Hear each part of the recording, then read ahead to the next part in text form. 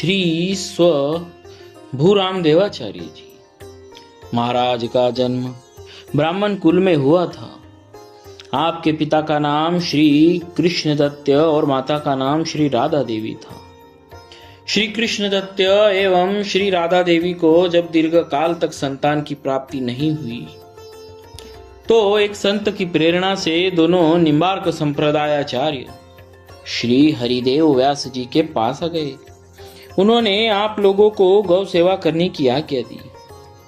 आप लोग गायों को चराते, उनकी सार संभाल करते और हर प्रकार की सेवा करते। इस प्रकार सेवा करते करते गोपाष्टमी का दिन आया। आप दोनों लोग गौशाला में गए।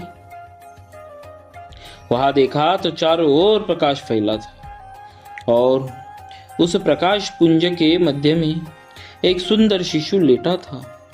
उसे देखते ही दंपति का वात्सल्य भाव जागृत हो गया और राधा देवी ने उसे अपनी गोद में उठा लिया। इस प्रकार स्वयं प्रकट होने के कारण शिशु का नाम स्वभूराम पड़ा। 8 वर्ष की अवस्था में बालक स्वभूराम उनके माता पिता श्री हरिदेव व्यास जी के पास ले गए और उसका यज्ञोपवीत कराकर वैष्णव दीक्षा दिलाई। तत्पश्चात सब लोग पुनः घर आ गए। स्वभूराम जी घर आ तो गए पर उनका मन घर में न लगता। एक दिन उन्होंने अपने माता पिता से संन्यास लेने की बात कही और उनसे आज्ञा एवं आशीर्वाद मांगा।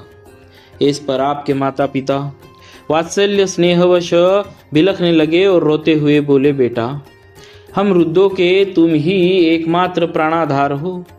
यदि तुम भी वैराग्य धारण कर लोगे तो हम लोग किसके आधार पर जीवन धारण करेंगे। माता पिता की इस परेशानी को देखकर आपने कहा कि यदि मेरे 2 भाई और हो जाए तो क्या आप लोग मुझे विरक्त हो जाने की आज्ञा दे देंगे। यह सुनकर माता पिता हंस पड़े, क्योंकि तब तक उनकी पर्याप्त अवस्था हो चुकी थी। परंतु आपकी वाणी सत्य सिद्ध हुई। कुछ दिनों बाद भगवत कृपा से संतदास और माधवदास नाम के 2 भाइयों का जन्म हुआ। उनके कुछ बड़े हो जाने पर आपने पुनः माता पिता से संन्यास की अनुमति मांगी और मौन स्वीकृति प्राप्त कर श्री हरिव्यास देवाचार्य जी की शरण में चले गए। आपने श्री गुरुदेव जी से विरक्त दीक्षा ली और भजन साधन करने लगे। एक बार की बात है, श्री यमुना जी की बाढ़ से आपके आश्रम ग्राम बुढ़िया के डूब जाने की आशंका हो गई। सभी गांव वाले बचाव के लिए गांव के चारों ओर ऊंची दीवार बनाने लगे, परंतु जब उससे भी बाढ़ रोकने में सफलता न मिली तो त्राही माम करते आपके पास आए। आपने मन में विचार किया कि यमुना महारानी तो स्वामिनी जी है, मेरे आराध्य की प्राण प्रिया है। यदि वे कृपा कर पधार रही है तो यह तो हर्ष का विषय है। ऐसे में भला उनके मार्ग में अवरोध खड़ा करना कहाँ उचित है। ऐसा सोचकर आपने फावड़ा उठाया और यमुना जी से गांव तक मार्ग बना दिया। सब लोग इनके इस क्रियाकलाप को आश्चर्य भाव से देखते रहे, परंतु यमुना मैया उनके दिव्य भाव को जान गई और एक पतली सी धारा के रूप में आश्रम तक आकर फिर वापस चली गई। आपके इस अलौकिक प्रभाव से आज भी बुढ़िया ग्राम में आपका सुयश गाया जाता है। आपका एक ब्राह्मण शिष्य था।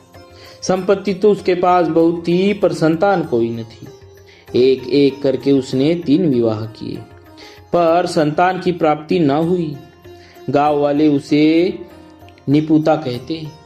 एक दिन वह आपके पास आया और आपसे अपना दुख निवेदन किया। आपने कहा, चिंता न करो, तुम्हारी तीसरी पत्नी से तुम्हें एक पुत्र रत्न की प्राप्ति होगी जो बड़ा ही भक्त और संत सेवी होगा। यथा समय ब्राह्मण के घर पुत्र का जन्म हुआ। इसके बाद तो उसकी संत सेवा में और निष्ठा बढ़ गई। कालांतर में उस ब्राह्मण की मृत्यु हो गई और उसके कुछ ही दिनों बाद पुत्र को भी एक विषधर ने डस लिया। रोती बिलखती बालक की माँ उस मृतप्राय बालक को लेकर आपके पास आई। आपने श्री भगवान का चरणामृत उस बालक के मुख में डाल दिया। बालक तत्काल वैसे ही उठ बैठा जैसे कोई नींद से जगकर उठ बैठे। यही बालक आगे चलकर श्री कन्हर देवाचार्य जी के नाम से प्रसिद्ध हुआ। इस प्रकार आपने अनेक अलौकिक कार्य किए और वैष्णव धर्म की ध्वजा फहराई। भक्तराज श्री स्वभुराम देवाचार्य जी महाराज की जय। भक्तवत्सल भगवान की जय।